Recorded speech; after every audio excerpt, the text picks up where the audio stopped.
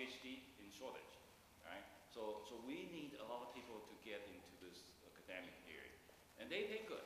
And now it's at least 6 figures, right? If you go to a research-oriented university, right? So here you can see that there's a decrease, right? So I'm not saying this is just I feel it. I do have a reference. I have a source to back up whatever I say tonight here. All right. So if you need that data, let me know. I'm happy to provide it to you. All right. So the next one. All right. So here is at 64,000 graduates, right, in 2006 and 2007, right, undergraduate and graduate, right, and female, we have more female than male. For some reason, because of the qualification, requires oral and written skills. Usually, the female, are doing better in that area. Maybe they argue a lot. I don't know. I'm kidding. I'm kidding. I'm kidding. Right? And however, that in the PhD, we have less. The relation is reversed. That we have more male than the females, right, in the PhD. So I encourage you that that will interest you, right? And 23% of the new hires are minorities. Especially now, they need a lot of minorities because of what? The business is global, right? So the people they have to meet now may be from the foreign country, so they do need to house people with a different skin color, right? And this is my advice to you, right? You say, is that possible for me, right?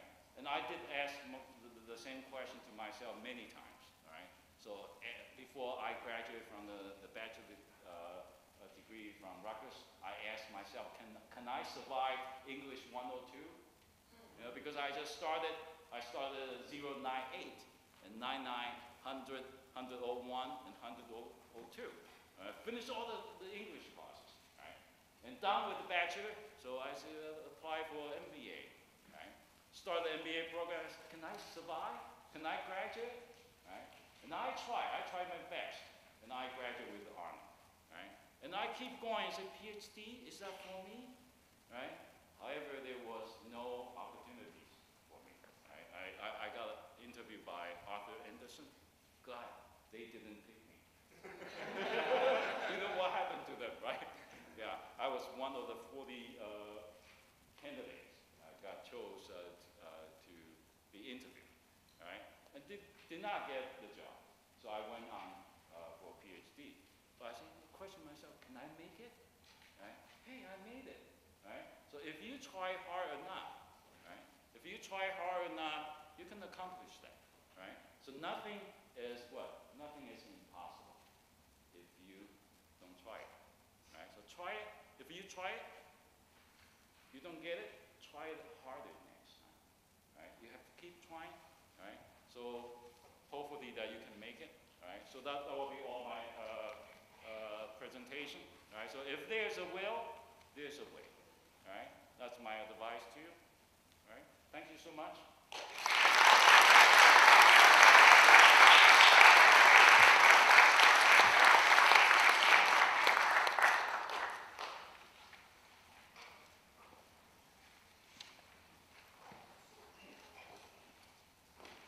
And so now we'd like to have our interim provost, Dr. Curtis, if you could come forward and give us a few remarks. I know that he has spent many years providing service to students, especially in mentoring, and I hope he tells us a little bit about how important it is to be mentored and to be guided by someone who knows. Dr. Curtis.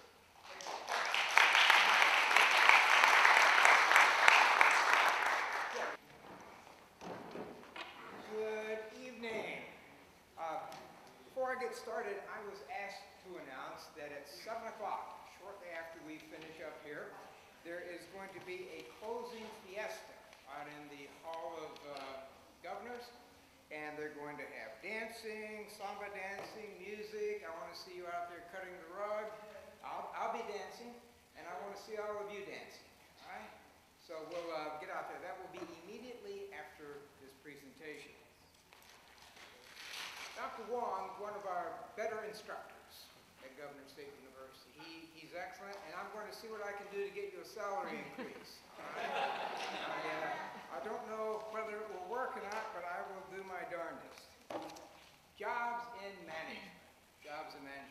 good time to be looking for a job?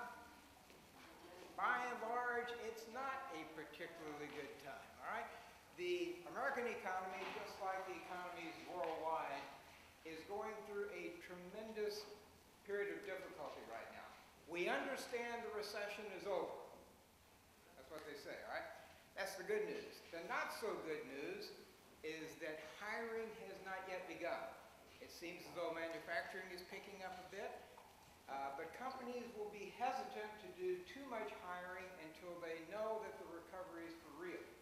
Once they get a sense of that, then they are going to begin hiring more and more. But can you get a job, even in this economy? And the answer to that, I think, is yes. How many of you have read recently in the last, this week actually, about the guy who was not very satisfied with his job? He's in the Chicago area. And he decided to make it a year's endeavor to find 50 jobs, one in each state, and work for a week. Anybody hear about this guy? All right. He got 50 jobs in 50 states in the period of 1 year. He said that when he was making applications for jobs, he was turned down 99 times for every one job he got. 99 times for every one job he got. And that's a lesson for you.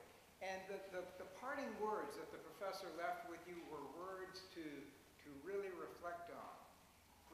Think about, can I do it? Can I do it? Do I have what it takes? Do I have the perseverance? And that's what it is as much as anything. You know what Edison had to say about success?